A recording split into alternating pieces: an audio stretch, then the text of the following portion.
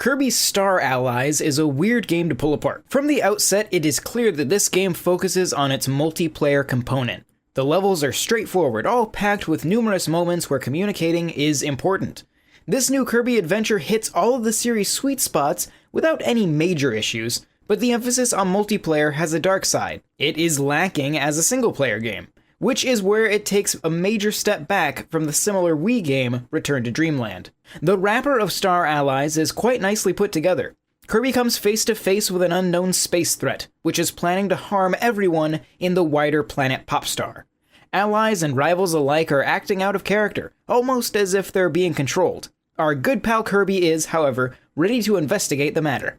The quest for making these characters normal again manifests in a new mechanic where Kirby can throw a heart at enemies and turn them into friends, or more aptly, Star Allies. The solo player, or Player 1, controls Kirby, mostly. His base set of moves haven't really changed, which is honestly a good thing. Kirby can walk, run, jump, climb, slide, and hover his way through various platforming stages.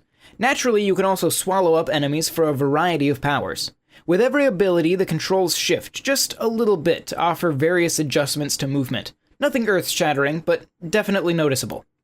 The abilities are more than just something to give Kirby new powers. The second, third, and fourth players, or all players in other modes, get to control the various enemies Kirby shares a heart with. Kirby Star Allies gives you the chance to control your favorite enemies from the franchise, ranging from Waddle Doo to Bonkers, from Sir Kibble to Poppy Bros Jr. Other players can exclusively be played in this style, like Meta Knight and Chef Kawasaki. This adds to the uniqueness and variety that the experience offers, especially in multiplayer. What helps is that each of the abilities move about differently, keeping each one very engaging. Personally, I found a lot of mileage in Nesp, the ESP ability. Sure, he moves slower than most other characters, but his magic is nothing short of amazing. Next to that, he can stay in the air quite a while and teleport at will. With both existing and brand new allies, Kirby Star Allies offers a total of 27 controllable characters. Friend abilities up the ante of the new controllable enemies and copy abilities. They combine the powers of two friends, opening brand new paths. A good example is how you can add fire to the stick ability to burn otherwise unreachable objects. Star Allies makes use of these abilities by throwing them into puzzles, with each one ensuring that the right tools are always near you, so they're never annoying or frustrating in any way. At the same time, it means there is a big red flag going off when you see a random ability just standing there. It's a bit on the nose. The sheer variety of the stages in Kirby Star Allies is another highlight. It begins with the map screens, which can be explored in full 3D. While the initial one might not be that exciting, the game grows and builds in a way that you might not expect. I will say the fourth world is amazing to explore, and leave it at that. Before you get to that point, though, you will explore the wonderful environments of both Dreamland and Planet Popstar. They are some of the most beautiful worlds seen in a Kirby game, and that is saying a lot in my book. The levels are sharp, colorful, and unquestionably vibrant. Personally, I was very impressed with the variety present on Planet Popstar in particular. The usual environments, which you would see across a few worlds, are here together in a tightly packed group of levels. There is the autumn elements of Friendly Field that swiftly make way for the beach in Reef Resort.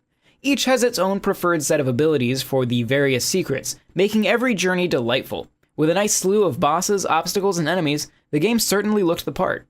Unfortunately, Kirby Star Allies' main campaign wasn't that enjoyable when I played it alone. Many of the best elements require multiple players on the screen, which makes it fun. When I played it alone, I was stuck with 3 CPU buddies. That isn't the end of the world, but they have two halves to them.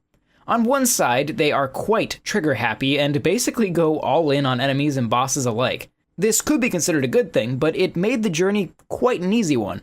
The other half comes to play with obstacles and ability combining. Sometimes they will show the same rapid behavior, while at other moments they will complete tasks completely on their own. In any case, when playing single player, I didn't feel like I was in control. In multiplayer, I am also a bit more lean on the shortcomings. The lack of collectibles is a major one. With just puzzle pieces for you to grasp, the satisfaction of completely nailing a level isn't really there. The pieces aren't out of the way either, so 9 times out of 10 I already had all of them after a single play. To some degree, I miss the point-to-point action of the Nintendo 3DS games and Return to Dreamland. Star Allies eases you more into every screen, and gives you time to settle in before moving on. With friends, you barely notice it, but the problems loom larger solo. Next to the story mode and 2 very boring minigames are 2 additional modes that open up later. Guest star Star Allies Go sees you taking control of the 26 abilities and play through 5 quicker stages in a race to the finish. Some of the levels here are remixed and require you to stay focused at all times. The other option, the Ultimate Boss, is a boss rush mode of sorts that leads to earning additional puzzle pieces for the art gallery. These post-game modes were the most fun I had, regardless of the setup or amount of players. Kirby Star Allies is good, at times enjoyable even. It's lacking in the single-player experience though, especially compared to Kirby's recent outings on 3DS. The multiplayer is fun, but the focus on it might leave some fans in the cold. As someone who enjoys everything Kirby, I was left somewhat flat until the end of the campaign and the post-game. On my second run with friends, I did see the true potential of the game. It was still fairly doable, but I felt more in control. This doesn't excuse, however, the boring minigames as well as the lack of truly fun unlockables. My hope is that HAL Laboratory finds more footing with the second outing on this system. Thank you very much for watching, and if you enjoyed this video, don't forget to subscribe to NWR TV. You can also check out NintendoWorldReport.com for a whole lot more, and if you want to support both this channel and the site, you can check out Patreon.com/NWR.